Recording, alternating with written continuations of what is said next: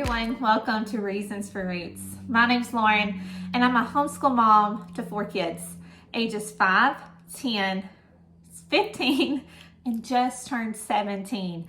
So this school year I had a kindergarten-ish child, 5th grade, 9th grade, and 11th grade. So today I just wanted to show you some of my favorite resources that we use this year in our morning time.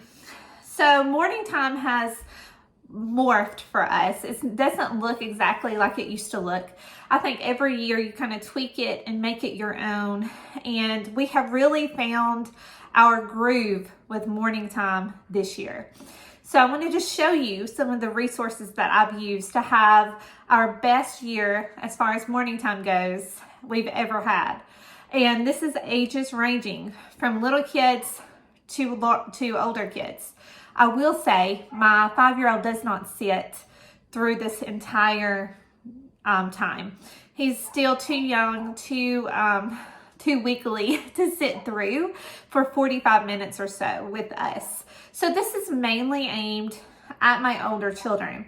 And we do some things, fun things with him, maybe at the very start if we have an activity, or if he wants to draw with us. A lot of times he'll sit with us through readings and such.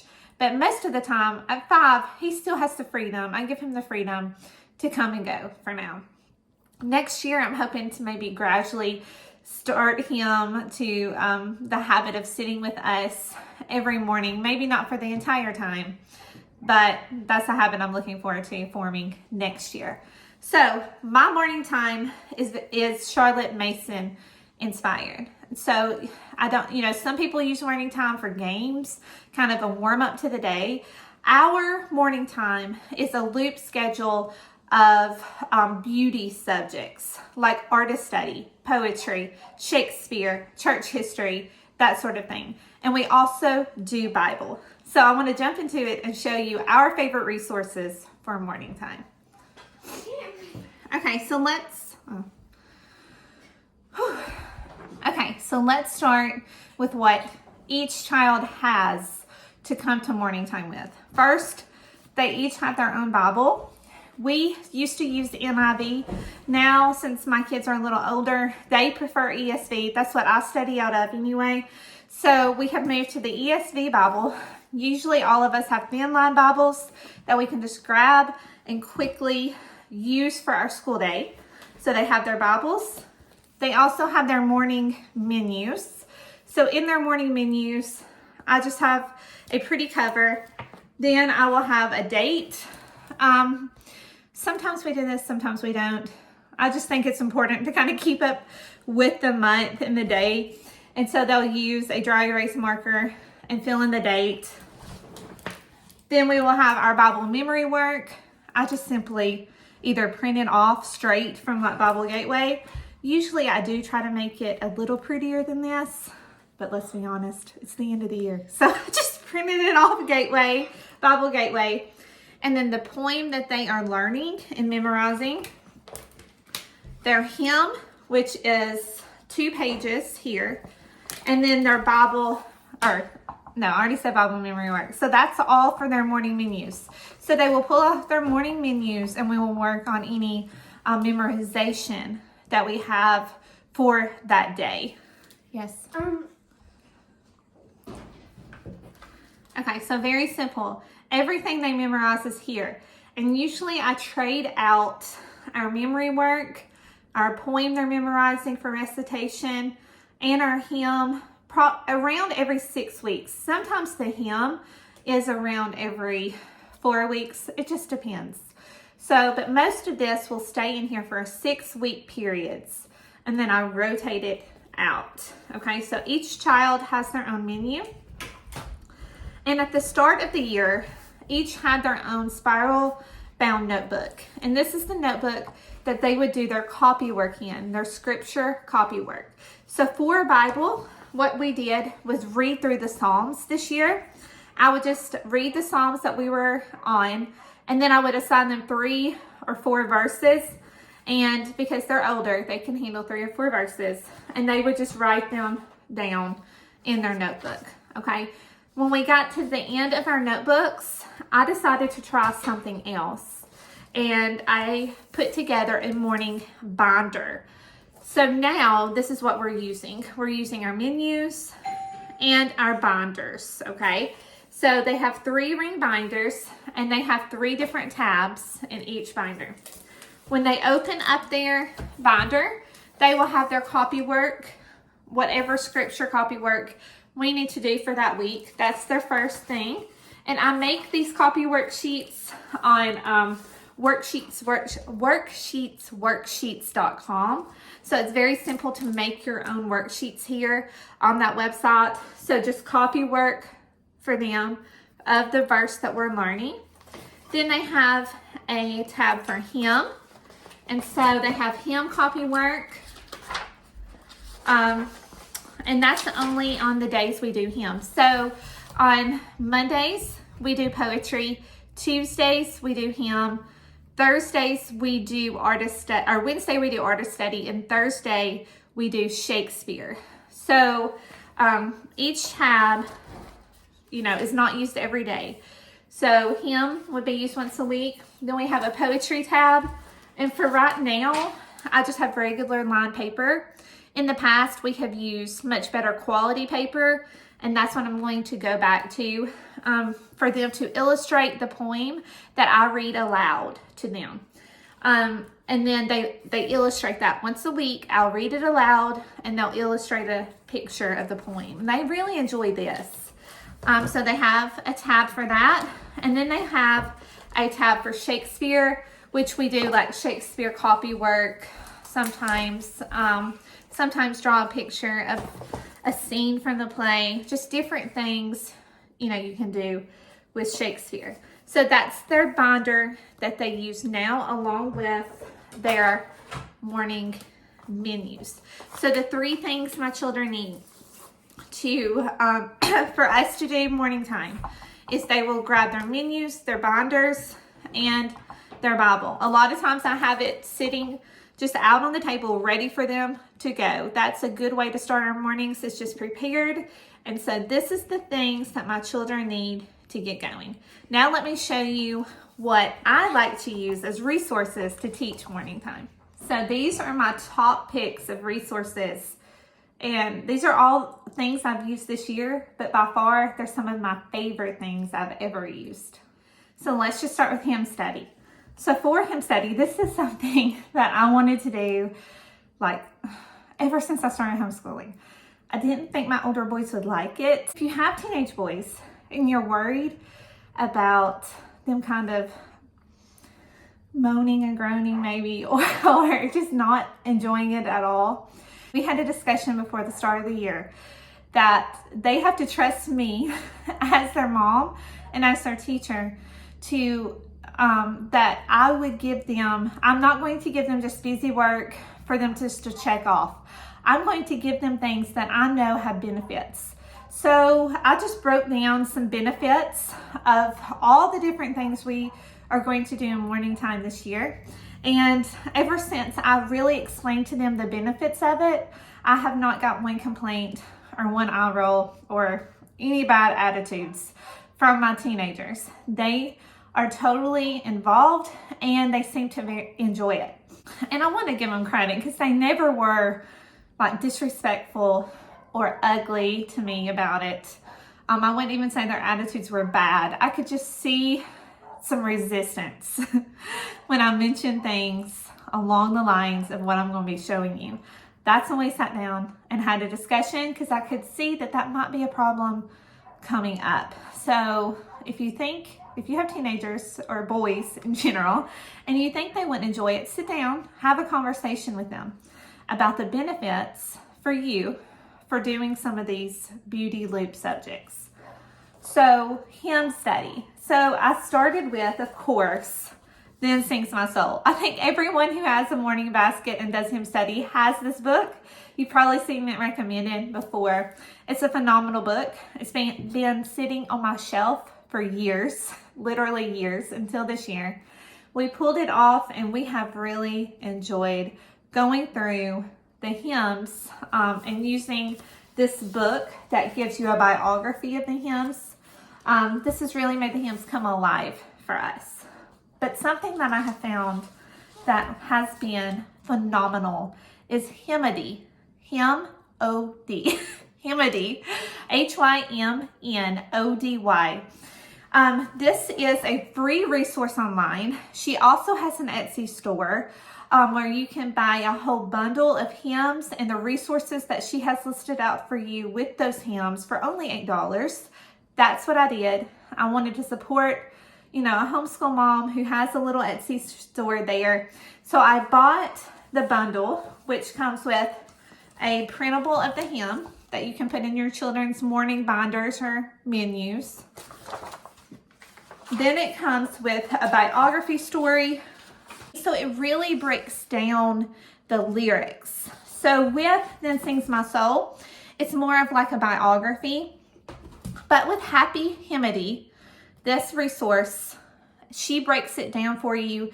You have theology lessons on these hymns, and she breaks down why we sing what we sing. There's copy work with these resources. There's games to play, devotions to do. So this is a phenomenal resource for hymn study. I would say it's one of the best hymn study resources out there. And again, it's happyhymnody.org or .com. I'll try to remember to link it below. I'll make myself a note right now to do that because this is a phenomenal resource. She also has free resources online. So you don't have to go buy the whole bundle. I think she has copy work, the copy of the hymn for free. I don't know if the other things are free or not, but you can check it out because this is so worth $8. Okay, so that's what we used for hymn study. We did that once a week. We would listen to the hymn. Then we would do, I would just break apart the Happy Hymnody and do like one sheet a week, and then we would focus on memorizing one verse a week. So that's how we did that once a week. Listen to it, read about it, copy it, and talk about the verses. Also do poetry. Poetry turned out to be one of my children's favorite things, I think, that we do in morning time. All of them they like. But I think they really enjoy doing poetry when I started doing this. So poetry probably wasn't their favorite until I started asking them to illustrate the poem. So they would listen to it, and that would be it for the first few weeks we did this. Then I decided to allow them to illustrate, take time. I mean, this takes 30 minutes for them to do a good illustration of the poem. I would read it and they would illustrate it. Give them time to be creative. Okay, so this is Enjoy the Poems by Simply Charlotte Mason. We spent the year studying Emily Dickinson's poems. They memorized some of these for their own recitations. Every week, I would just choose one and I would read it. I put a check mark when I've already been through it and read it, so I would keep up. But I would just go through and pick one for them to illustrate from, and I would read it aloud. Next, we have church history. Now, church history is something we try to do every day. We don't always make it every day, just depends on what we've got going on, but it's something we do try to fit in almost every day. So for church history, we have used the History Lives series this year. This is the third book in the series, and we have so much enjoyed this History Lives series. This is a church history series that is written in a living book format. This is not just facts about people. It's actually telling you the story of a part of their life, and we have thoroughly enjoyed this. So this is Courage and Conviction. This is the Chronicles of the Reformation. So we are about done with this one, and we are definitely going to keep church history as part of our morning time for next year. And we are going to continue on with the next book. But the History Lives series, wonderful addition. This is for older kids. My fifth grader she has a good vocabulary. She's a good reader. She has good comprehension. and she's pretty spiritually mature. So I would say this would be a middle school and up read aloud. She was in 5th grade, but the first 2 books aren't quite as wordy as the one on the Reformation is. So you could get away with 4th and 5th graders for the first 2 books. But I would say for your children to get the most out of this, maybe 4th and up definitely, or maybe even middle school especially for this one, for the Reformation. You get a lot of good vocabulary out of these books, talking points out of these books. So this is an all-around win for any homeschool family. So to add to that, I've also bought this book off Thrift Books.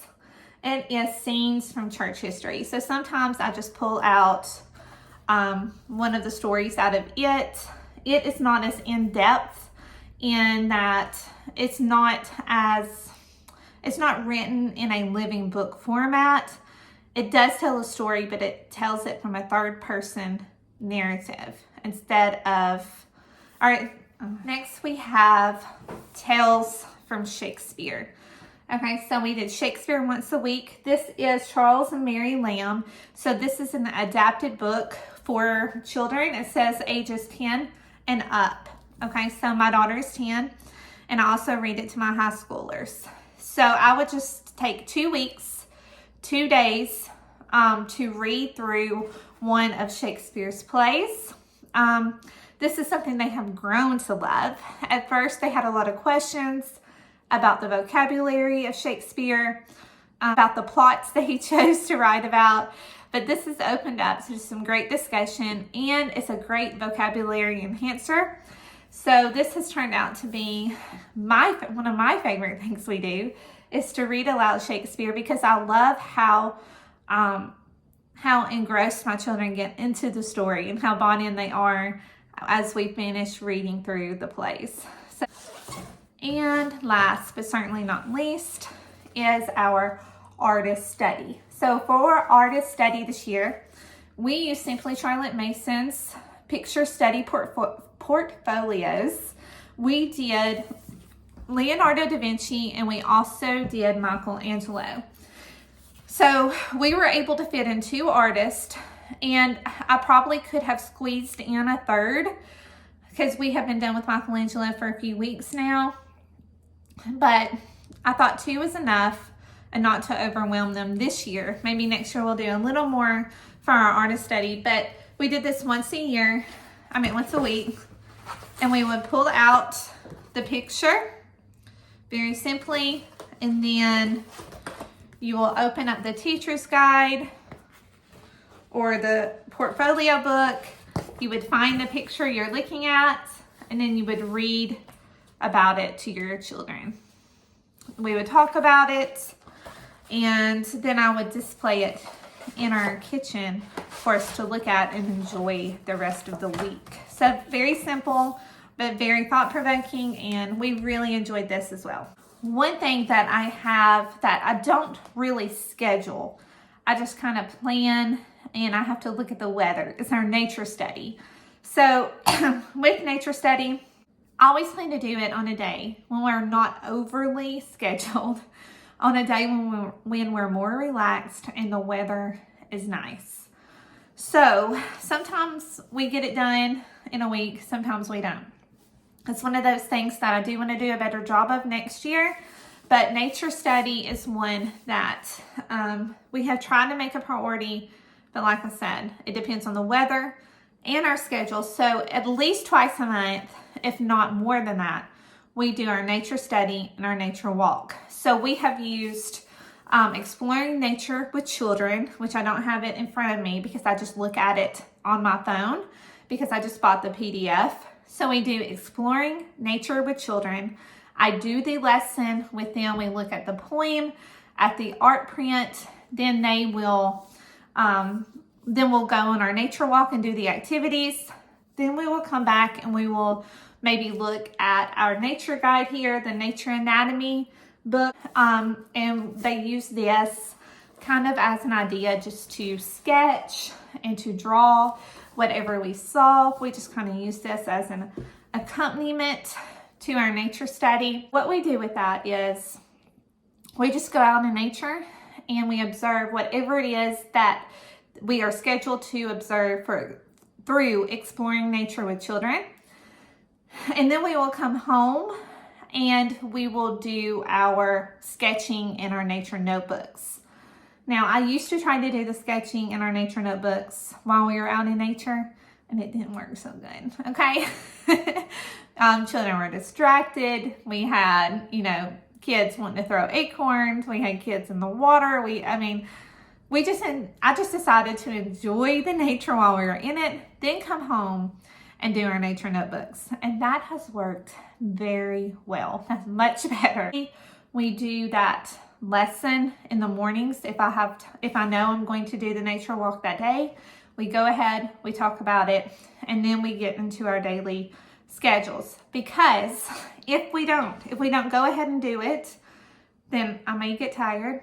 I may take the easy road out, honestly, and just not do it that day. So if I go ahead and throw it in with our morning time for the day I think we should do it, then I'm more likely to follow through. And that's just being honest. That's just some transparency.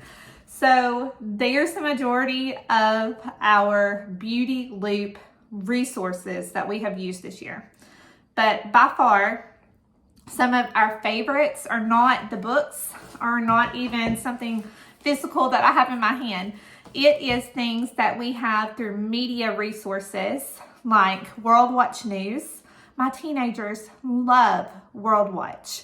Even on days when we aren't doing school, they will ask for World Watch. That is it is a world news broadcast designed for preteens and teenagers. And we use this for our current events. So we'll watch it every day. And at the end of the week, they'll give me a short essay, a short narration, a few sentences on a current event that has happened this week. So they really enjoy World Watch. That's how we start our mornings, with World Watch. Then, while they're doing their copy work, we always listen to a missionary story. We usually use Heroes Then and Now, the series from YWAM Publishers, and I just get it audibly, and I will play 10 minutes of it a day, and we will listen to that missionary story as we do their copy work. So those are two things that are just staples in our morning time that I don't physically have here, but we love our audible missionary stories and we love our World Watch. Wonderful things. With Bible, I already mentioned that we just really together, we just read through the Psalms this year. That's all we've done, is read through the Psalms and do some copy work from the Psalms and memorize some of the Psalms.